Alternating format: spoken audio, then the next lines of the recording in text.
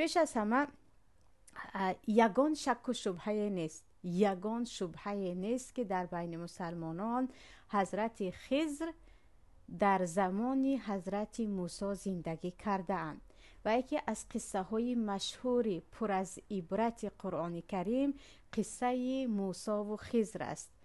صحبت موسی با استاد خضر یا سفر موسی به نزد خضر است که انشاءالله کوتاه در بارش هم گفته میگذاریم.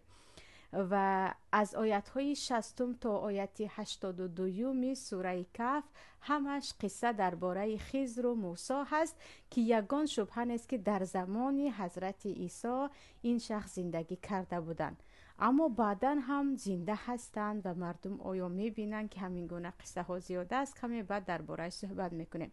اما درباره قصه موسی و خضر که خیلی گفتم یکی از قصه های مشهور قرآنی هست، عزیزان اگر درباره‌اش مفصل صحبت کنیم وقتی خیلی زیاد میگیرد، چون ماشاءالله قصه خیلی دور و دراز است و من اینجا فقط کوتاه مختصر درباره قصه گفته میگذارم تا اینکه در ذهنمون درباره این شخصیت چیزی پیدا شود.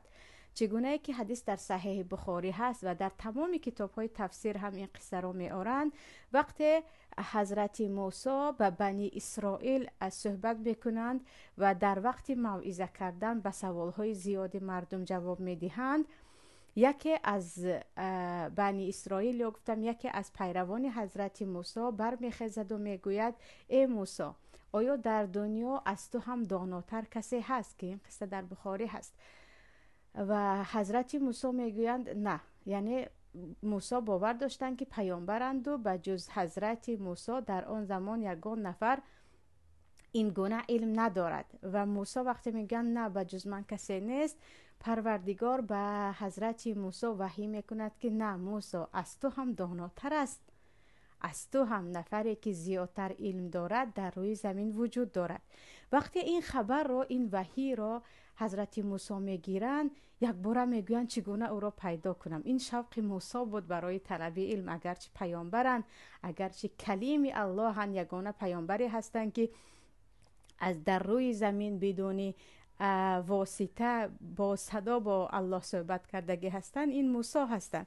و موسی میگن پروردگارا در کجا هست این نفری که تو میگویی که او از من علمش زیادتر است؟